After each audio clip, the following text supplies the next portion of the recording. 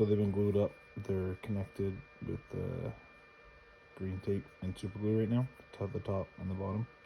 Or I guess top, bottom. I haven't decided yet. Anyways, so they're connected. All I did is I stuck them together. Used a table saw to square up the edges so everything's nice and square right now. I'll clean off these nibs and then I'll start sanding up through the grits.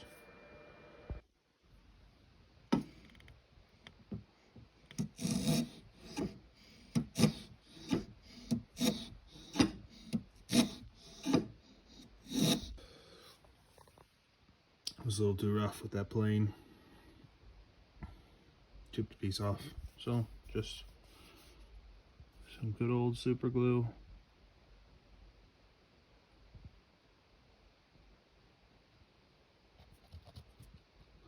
Work it around, you know. You probably all know the deal. And then you spray your little chunk with some activator. And then you just stick her back on there and pretend like it never happened. Yeah, and when you sand, you'll barely be able to tell this there. Only if you knew.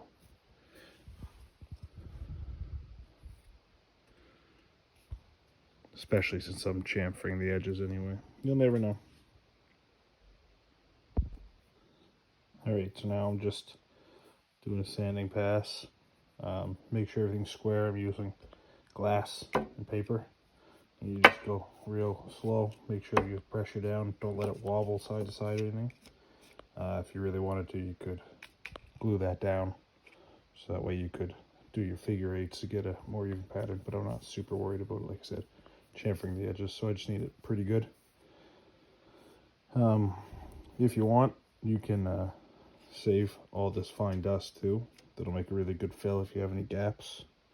Obviously, I don't have any because I'm amazing. That's why you're watching, probably. That doesn't count because that's the center. And I'm gonna split these apart and flatten each of those too afterwards. I'm just doing everything all together so I know that when the box is closed, it'll look just like this, all perfect and smooth.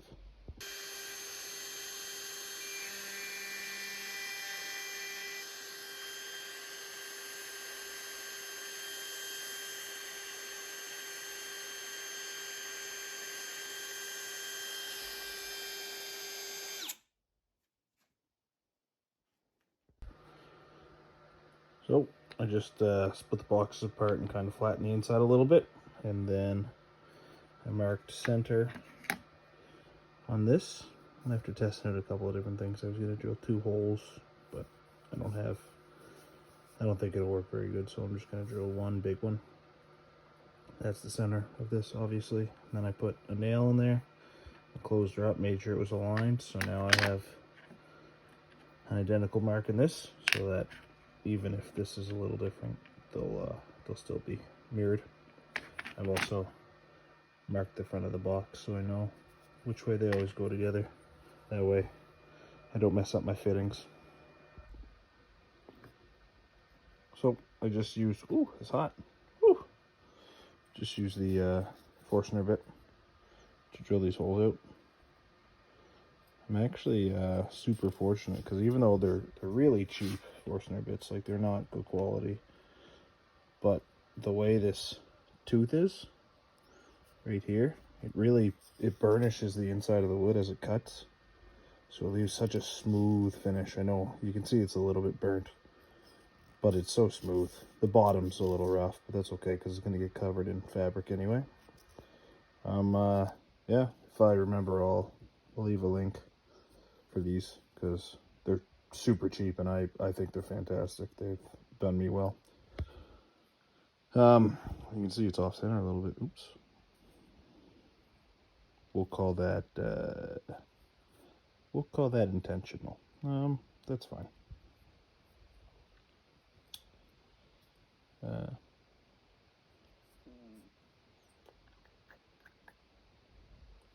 was gonna say something. Can't remember. Oh yeah, as you're going, make sure you check your depth. You don't want to drill through because that would be tragic, and especially with that little spike too, so you're always a little deeper than you think you are, so don't forget that. It should be good. There's about like a, I don't know, 1/4 inch, maybe like a little, well, an eighth or so in that little divot, and then the same for this one. It's they're both basically the same distance. That'll be plenty for a ring, I guess. Where's the front?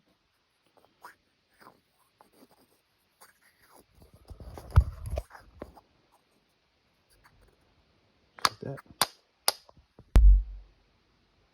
If you go back and do your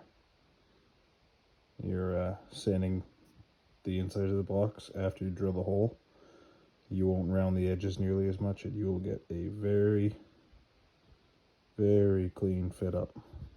So that's all I did is, now that the hole's drilled, I went back, and the pressure's on the edges, so it's pretty even, and it just makes the fit up super, super clean.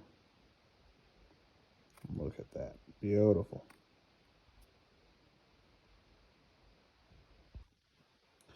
So when it comes to this stuff, I find, at least my measuring is usually off just enough that it'll make it inaccurate. So for this, I just line them up beside each other. I flush them up on the glass, so like this edge, put the glass here, so I know they're dead flat. Then I ran my finger along, so I know that these lines are as far back from the edge on both of them. They're identical. And then I flipped it and went like this, and again lined an edge up, so I know that they're perfect. And I ran the same line across them, so I know that this is identically, or not identically, this is parallel to this, so I know that the hinges will fit nice and snug, and I know that they're exactly the same distance from the back on both edges. And then you can see probably right here, the reason I know they're good enough is because I put some lead on these marks, line them up on the glass again, and compress them, so I know that the lead was in the same place for both of them. So I know those crosshairs are good enough for what I'm doing anyways. I say that, watch it not work.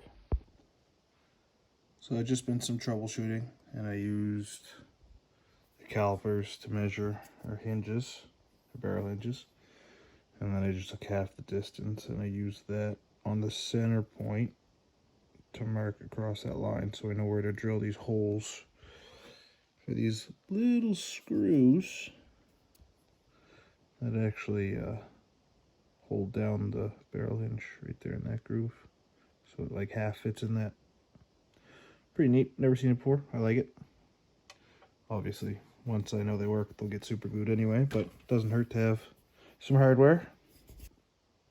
So I just drilled my 2 screw holes, and I used the drill bit for also the center hole, or the center punch, for my next drill bit, which will be, I think it's yeah, it'll be double that, so 8 millimeters, 8.3 millimeters. I have no idea what that is, but we'll figure it out. And yeah, there's the bit I used. It's literally the smallest bit I used, and I just choked up on it so it wouldn't go too deep past the screws. Awesome. All right, so I had a couple of unfortunate mistakes. The back of the Purple Heart was too brittle and chipped out while I was drilling.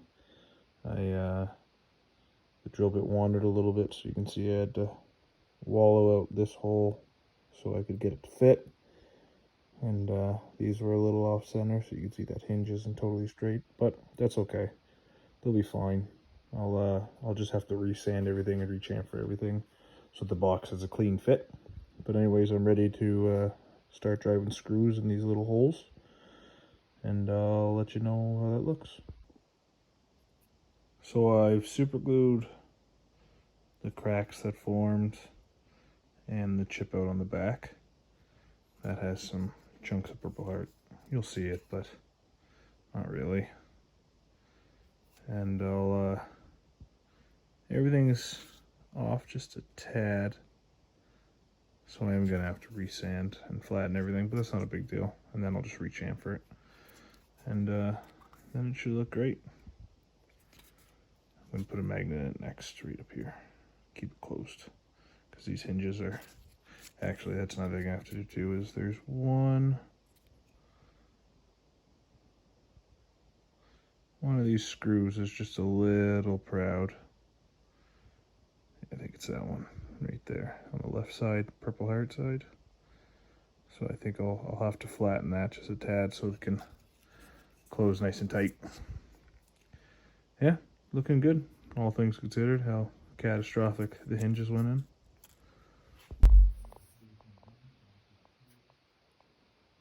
Now I'm just going to drill holes for these tiny little magnets so it'll keep the lid shut when it closes. Taped off so I don't go too far. It's not a very big hole.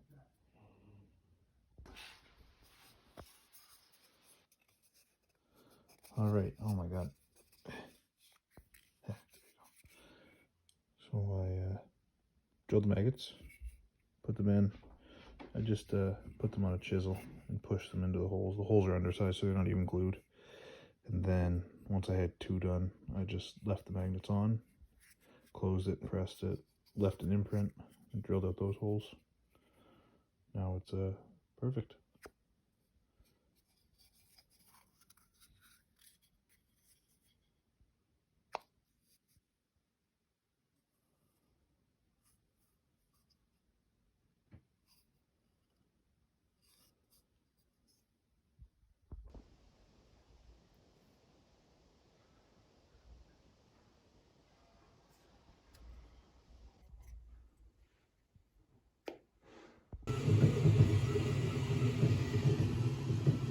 Just doing some tests before I engrave the box. What you saw me doing that last clip was just raise the grade with water so they can get an extra smooth finish. And then after I engrave this onto here, I will I'll do a final sand and then put a finish on it. The only reason I found if you engrave after you finish, you'll get some weird, like the oil will actually boil or something, and you'll get a bunch of weird staining around your engraving, and you'll notice it in a decent finish. So that looks great. My first test was only one pass, so there's the second one. That looks really good. I'm happy with that. So I'm doing my first pass right now. It'll finish, it'll do a second pass.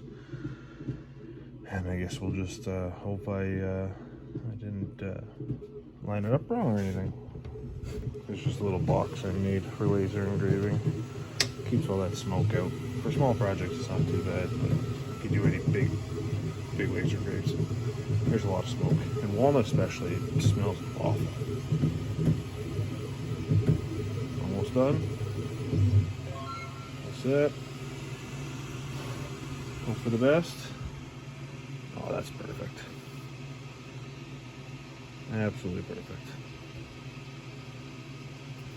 Nice. That's great.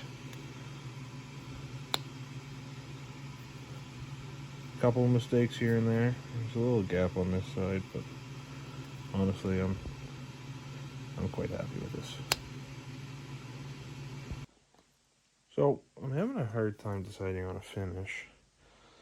Don't want to use poly. I think it's, I don't know, nothing wrong with it, but for something like this.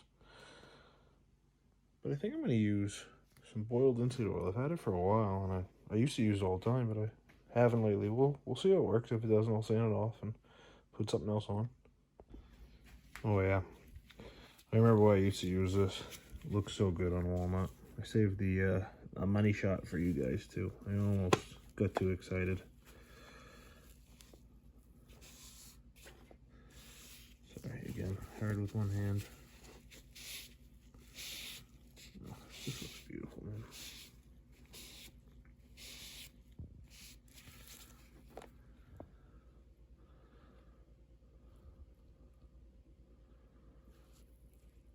just looks great.